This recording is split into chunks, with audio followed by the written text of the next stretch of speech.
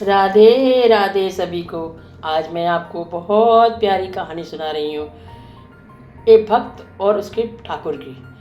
बड़ी प्यारी कहानी है, सुन के आपको बड़ा ही आनंद आएगा। हमारे जो भक्त हैं वो अपने ठाकुर को इतना प्यार करते हैं कि वो समझते हैं कि जैसे हमारे साथ हो रहा है वैसे ही हमारे ठाकुर के साथ हो रहा होगा।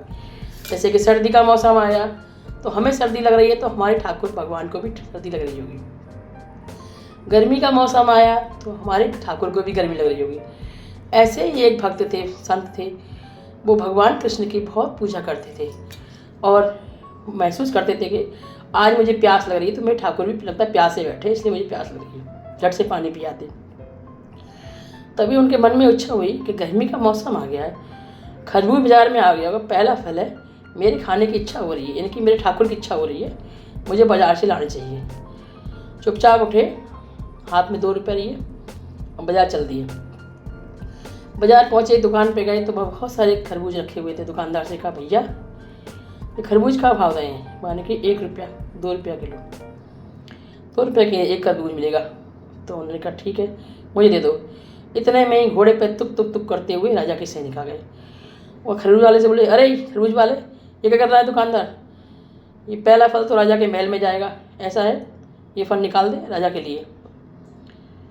तो संत जी के मन में आया कि अरे मेरे ठाकुर पहले फल खाएंगे, ठाकुर राजा कैसे खाएगा। उन्होंने दुकानदार से कहा, दुकानदार एक काम कर, तू एक काम कर, इसके 2 रुपये ले लेना।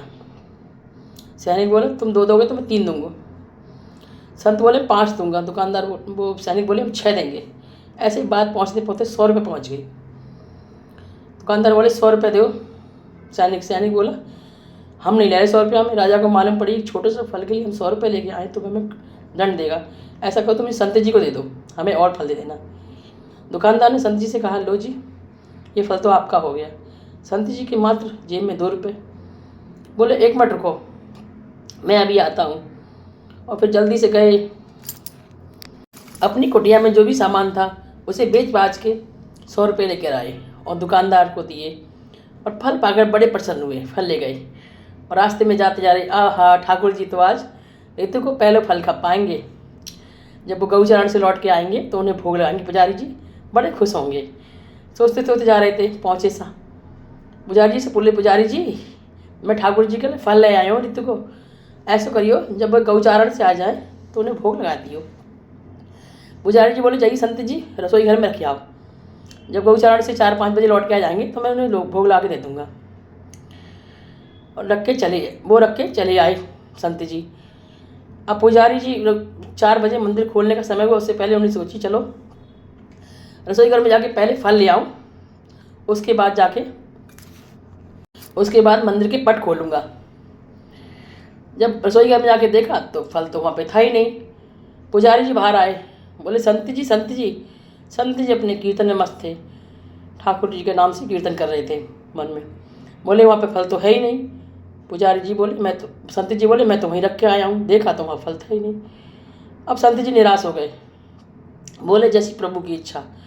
तभी मंदिर के पुजारी ने पट खोला मंदिर का, देखा तो ठाकुर जी के हाथ में वही फल। पुजारी जी बड़े खुश हुए, बोले, अरे संत जी मंदिर के अंदर आओ, देखो चमत्कार हो गया।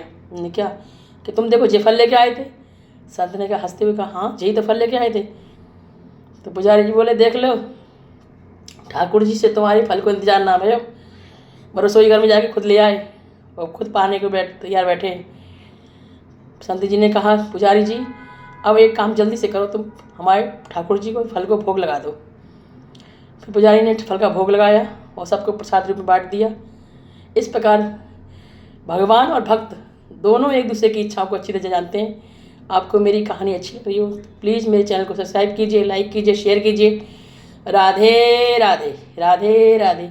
ऐसी प्यारी प्यारी अच्छी अच्छी कहानियाँ मैं आपकी लाती रहूँगी।